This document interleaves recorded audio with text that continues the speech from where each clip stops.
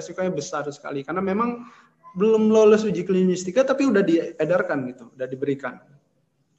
Nah, ini approval atau persetujuan ya. Jadi si vaksin udah mendapatkan izin penggunaan secara bebas, tetap dalam pemantauan untuk memastikan keamanannya ya.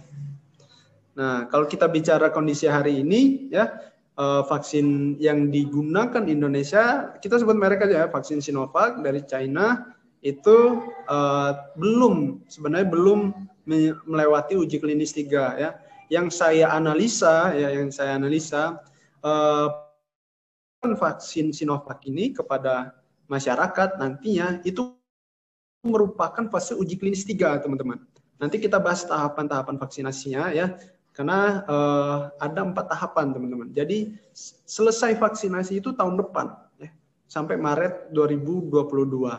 Nah, jadi tahap awal ini awal tahun ini itu saya analisa pemerintah, kemudian BPOM, Bio Farma selaku pemegang lisensi ya, itu merupakan proses uji klinis 3 ya. Nah, kemarin itu saya dapat informasi bahwa Bio Farma itu melakukan uji klinis masih di tahap kedua gitu ya. Karena memang nyampe vaksin kan akhir Desember gitu. Gitu. Namun dengan pengecualian ya, catatan pengecualian, kalau memang dalam keadaan terdesak ya, BPOM ya dengan sebagai otoritas pengawas obat itu bisa memberikan izin penggunaan dana dengan catatan bahwa harus tetap dipantau. Gitu. Next. Nah, ini fakta efikasi vaksin, beberapa contoh vaksin ya yang saya dapatkan ya. Pertama ada vaksin Moderna ya, kemudian Pfizer-BioNTech, kemudian AstraZeneca ya. Moderna itu dari Amerika, kemudian Pfizer itu dari Jerman, AstraZeneca itu dari Oxford. Oxford ini Inggris ya. Ya. Kemudian Gamaleya ya, saya lupa dari mana, dan Sinopharm. Sinovac ini dari China, teman-teman ya. Nah, teman-teman bisa lihat sendiri. Ya, persentase efikasinya ya. Efikasi itu kemanjuran si vaksin ya dalam membentuk kekebalan tubuh. Jadi, misal ada 1.000 orang yang tadi di fase uji klinis 3, ada 1.000 orang yang contoh ya, 1.000 orang yang menjadi volunteer ya, volunteer. Nah, efikasinya itu ya dan efektivitasnya itu berhasil jika lebih dari setengah itu kerja dari si vaksin itu berhasil gitu dalam membentuk kekebalan tubuh, dalam melawan si virus. Nah, itu efikasinya. Nah, Moderna itu bisa dilihat angka-angkanya 90%. Memang vaksin Sinovac ini memang belum ada bukti efikasinya ya. Saat selesai dibuat oleh industri farmasi di China ya, itu langsung dipesan ya oleh Brazil ya, oleh Indonesia yang saya ketahui ya. Kemudian Afrika juga ada memesan. Memang ya, catatannya ya teman-teman, faktanya adalah yang saya lihat harga vaksin Sinovac ini memang murah ya, termasuk vaksin Sinopharm itu dari China juga murah ya. Saya kurang tahu kenapa cost-nya itu low atau murah ya. Ya kalau analisa saya ya, kenapa murah, karena memang belum ada bukti efikasinya gitu. Tapi yang saya lihat ada dangdutan.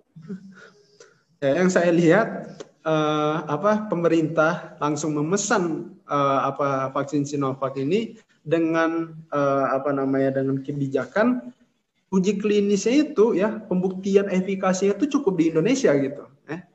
Nanti semisal selesai nih penyebaran atau program vaksinasi, hasilnya itu juga bisa dipublik atau dipublikasi ya ke China, kemudian ke dunia juga. Nah gitu teman-teman ya, itu cara kerja efikasi vaksin. Sumbernya itu bisa dilihat. Oke, next. Nah, kita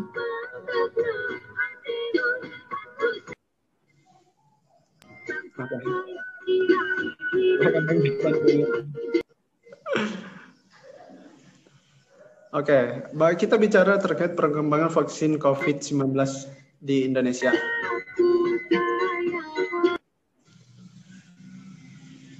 Siapa tuh yang dangdutan tuh? Next.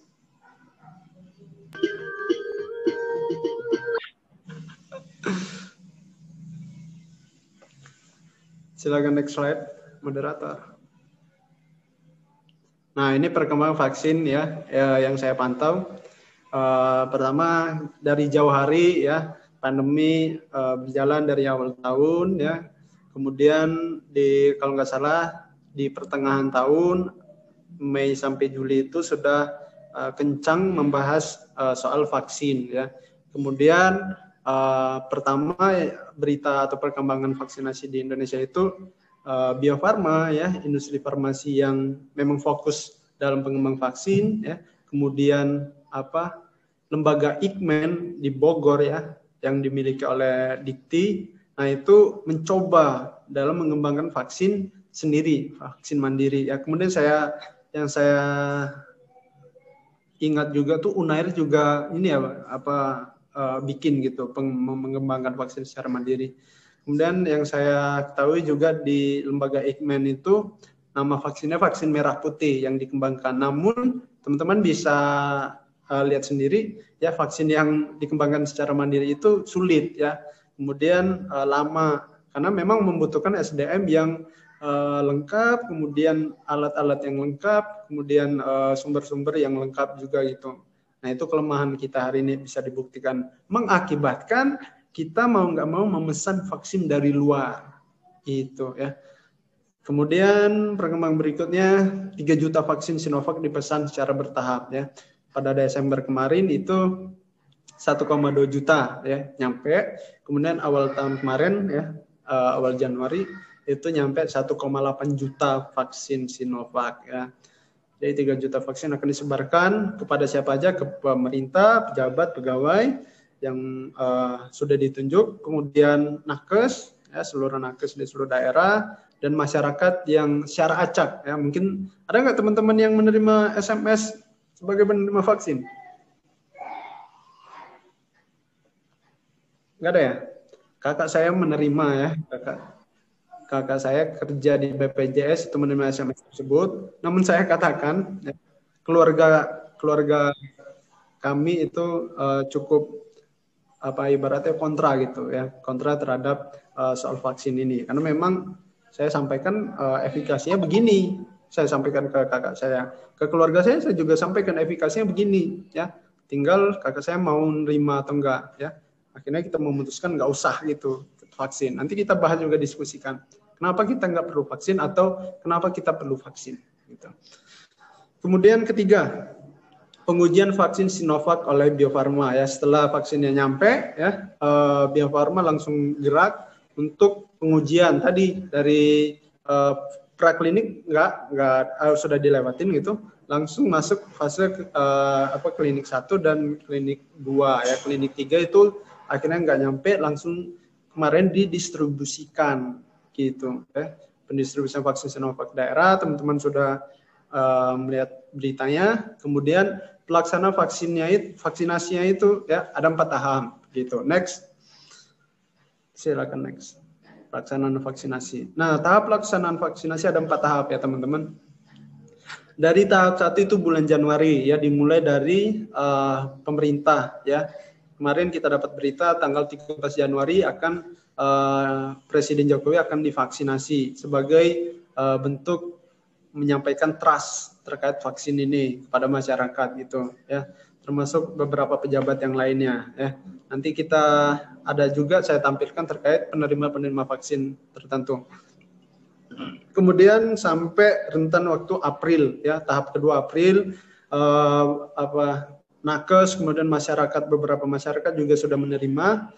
Tahap 3 itu April lagi, sampai tahap keempat itu Maret 2022 ya, secara bertahap gitu ya, nggak langsung 1 bulan itu langsung divaksin semua tuh enggak gitu, bertahap gitu. Karena memang mau melihat pemantauan terkait efikasi dan keamanan si vaksin ini tadi ya, biar datanya itu tetap terstruktur dan rapi dalam pelaporan gitu. Next. Nah, ini fakta juga yang saya dapatkan ya. Silakan teman-teman Zoom sendiri dilihat ya. Beberapa negara yang memesan vaksin ya. Pertama Uni Eropa ya. Itu ada menggunakan vaksin Sanofi, AstraZeneca, Pfizer, CureVac, Johnson Johnson dan Moderna ya. Bisa kita lihat juga US ya, hampir sama AstraZeneca, Johnson Johnson, Sanofi, Novavax, Moderna, Pfizer ya. Yang saya lihat, yang saya bandingkan memang kebanyakan negara memesan itu vaksin dari Pfizer dan BioNTech, teman-teman ya. Dan AstraZeneca yang lebih diminati ya, karena memang dilihat tadi ya, efikasi dan keamanannya itu lebih tinggi. Ya sudah terbukti maksudnya gitu ya. Kalau yang saya lihat memang trust yang dibikin itu lebih kuatnya di Pfizer BioNTech atau AstraZeneca yang memang sudah digunakan di luar negeri yang lebih banyak ya. Namun yang saya cukup janggal lihat data ini, negara Cina selaku industri yang memproduksi vaksin Sinovac dan Sinopharm ya, malah Cina itu memesan vaksinnya AstraZeneca, teman-teman, dengan jumlah 200 juta dosis. Ya, ini cukup membingungkan bagi saya. Kenapa Cina tidak menggunakan produksi vaksinnya sendiri gitu ya. Malah dia memesan vaksin yang dari luar Cina gitu. PPT-nya mohon maaf. Ulang lagi deh. Oke, ya, kita belum selesai. Nah, kalau dilihat di Indonesia itu memesan vaksin Sinovac ya. Nah, teman-teman juga bisa lihat Sinovac itu dipesan oleh Indonesia ya. Brazil juga memesan gitu, dan beberapa negara Afrika. Teman-teman bisa nilai sendiri ya terkait data ini. Next. Nah, lantas apa saja peran kita sebagai farmasis, Kak? Ya, kita sudah panjang lebar terkait bahas vaksin, kita bahas terkait fungsi kita ya. Ada yang masih menjadi mahasiswa, ada yang mungkin sudah menjadi TTK dan apoteker. Ya, saya definisikan kita semua ini farmasis. Silakan next.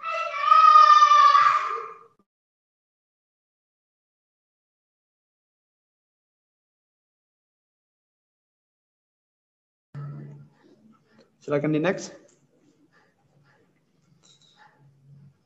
Nah, ada 4 peranan kita ya sebagai farmasis dalam program vaksinasi ini. Pertama, peranan distribusi, teman-teman ya. Dari industri sampai penyimpanan. Maksudnya apa ya? Industri farmasi ya, memang kita kan banyak di sana ya.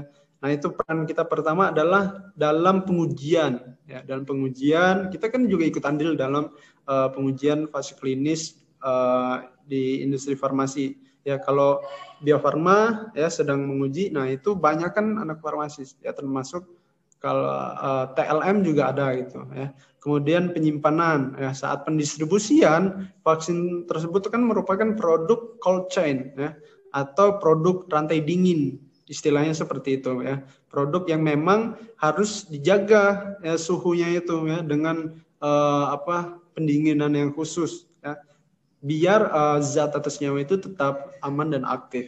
Kemudian peranan kedua yaitu di pelayanan ya. Ketika vaksin itu sudah nyampe ya, kemarin mungkin teman-teman bisa dilihat beritanya, vaksin itu nyampe di rumah sakit, kemudian di dinas kesehatan ya, provinsi atau daerah gitu. Nah, itu kan peranan farmasi semua dalam menerima ya kan, dalam menerima, dalam mencatat, dalam penyimpanan juga, kemudian penyerahan sampai penyerahan ke masyarakat ya, kita ikut andil, dan pemusnahan setelah program vaksinasi. Semua bekas-bekas alat vaksin tersebut harus dimusnahkan biar tidak disalahgunakan. Kemudian pelaporan ya, pelaporan saat kejadian vaksinasi, bahkan pasca vaksinasi ya, kita bisa memantau terkait efek samping ya, kemudian terkait keamanannya, tinggal dilaporkan ke otoritas terdekat gitu.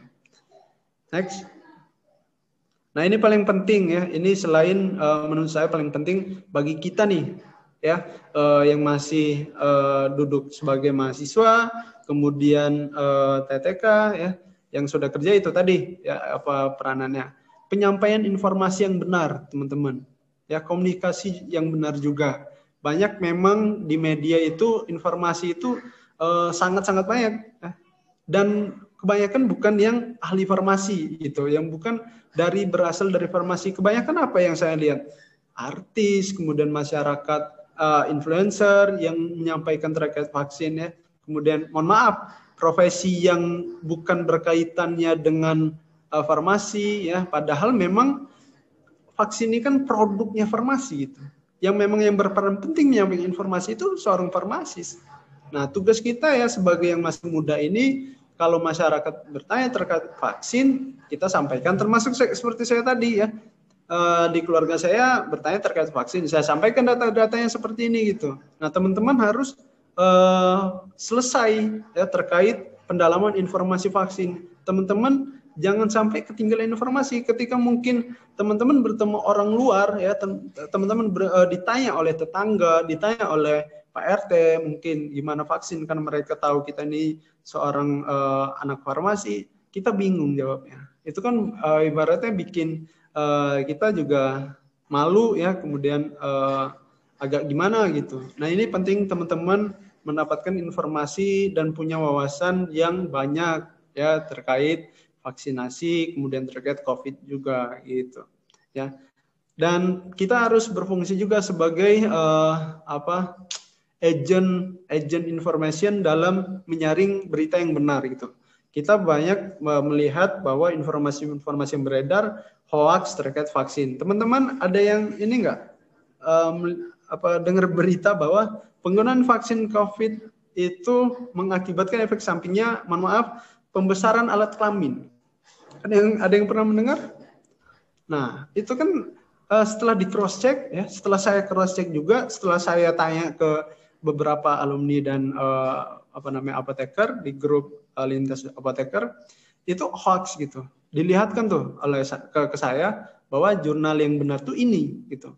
Jurnal yang salah itu sudah dipelintir gitu. Nah, itu padahal berita itu ya, vaksin efek sampingnya dapat membesarkan alat kelamin, itu sudah beredar sampai masuk koran. Saya lupa ini buat memasukkan ke PPT. Sampai masuk koran-koran itu beredar, sampai masuk akunnya meme gitu, akunnya AurSC dan sebagainya. Itu kan salah ya seperti itu. Nah, tugas kita untuk menyampaikan kebenaran tersebut gitu. Jangan sampai disalahgunakan nanti ketika ada seorang laki-laki itu untuk bertujuan seperti itu malah beli vaksin gitu kan. Next. Nah, ini yang saya katakan informasi tambahan buat teman-teman yang para penerima vaksin pada tahap pertama ya pada Januari. Ada 3 kelompok teman-teman. Bisa dilihat pejabat publik dari presiden, menteri ya, kemudian kepala BPOM dan ketua Satgas.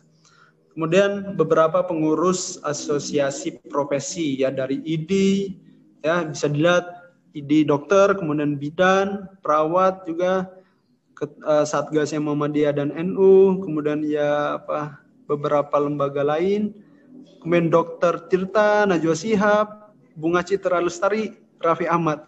Teman-teman ada ngelihat pengurus PPIAI? Nah, ini bikin saya janggal dan saya jengkel ya. Kenapa pengurus Ikatan Apoteker Indonesia tidak masuk ke kelompok penerima vaksin yang pertama? Ya, aneh. Ya, aneh enggak? Ya. Padahal vaksin ini merupakan produk farmasi yang memang kita berperan seutuhnya gitu. Sebagai bentuk menyampaikan trust tadi kan memang harus melibatkan beberapa asosiasi profesi. Lagi-lagi kan masalah ini kan masalah apa masalahnya itu. Saya nggak habis pikir gitu ya. Ini salahnya di pemerintah kah, atau di Kemenkes kah, atau di Ikatan Apoteker Indonesia-nya. Kenapa selalu dianaktirikan? Kalau bahasa saya seperti itu. Ya, teman-teman silakan nilai sendiri.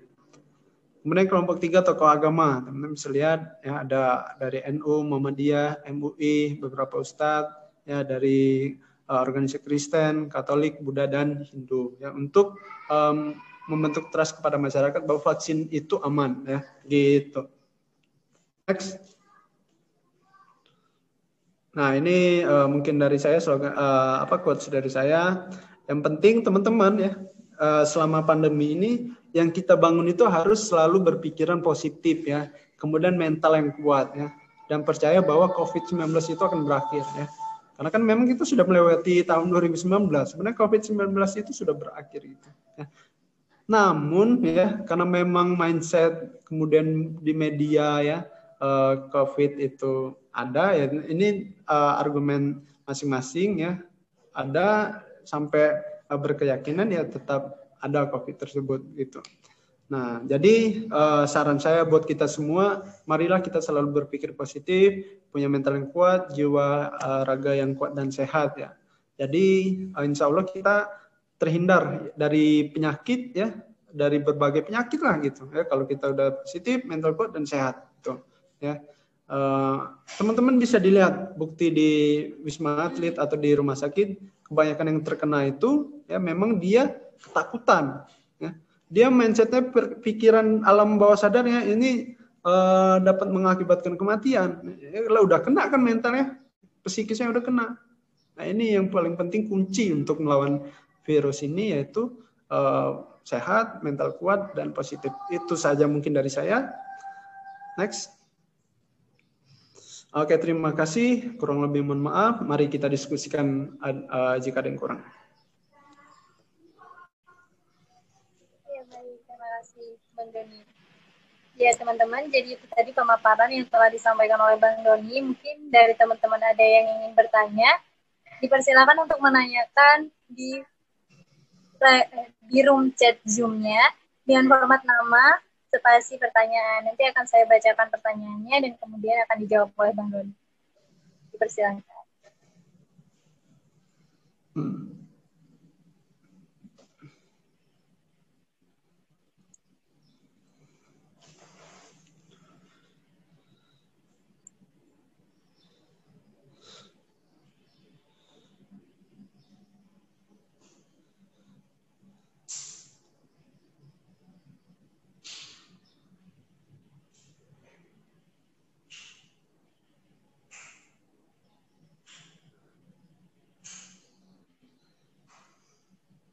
Untuk teman-teman, silakan yang ingin bertanya.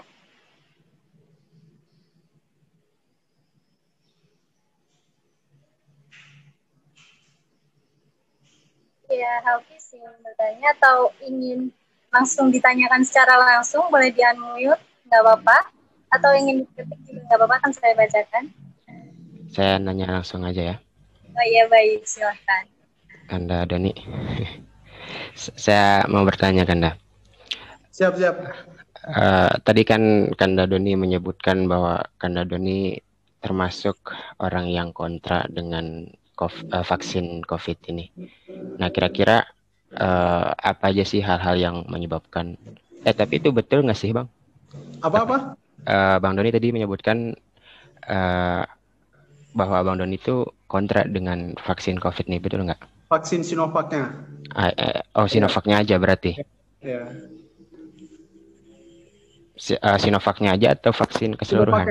Sinovac-nya. Sinovac-nya ya. Ya. Oke deh. Berarti untuk keseluruhan masih ada trust gitu dengan vaksin yang lain, mungkin bisa ada kemungkinan. Ya, itu tadi ya, Pis. Jadi secara umum kan yang namanya kita kan seorang anak farmasi memang percaya kalau vaksin itu dapat bermanfaat buat tubuh. Nah, kalau pendirian saya, kemudian beberapa keluarga saya memang terkait vaksin jenis ini oleh Sinovac ya, memang ya terbukti seperti itu, dipaparkan dengan data tadi, itu pendirian masing-masing ya, pendirian masing-masing. Namun kalau dari saya kurang ya terkait vaksin ini. Namun itu tadi saya lebih trustnya kepada vaksin Ini saya bukan menguntungkan merek ya, vaksin yang memang sudah efikasinya itu terjamin gitu ya. Yang seperti vaksin Pfizer, kemudian AstraZeneca, Moderna yang sudah terbukti 95% lebih gitu. Baik Bang. Gitu. Kemudian gimana nih tanggapan Bang Doni kira-kira terkait apa ya? Ada informasi kan kalau COVID ini bermutasi, itu kan otomatis akan menjatuhkan apa ya? Ya vaksin itu sendiri. Karena kan vaksin kan dibuat dari si virus itu sendiri kan. Nah, ada informasi beredar kalau virus COVID terutama bermutasi gitu. Pasti ya itu gimana? Ya, saya juga dapat kabar itu berita.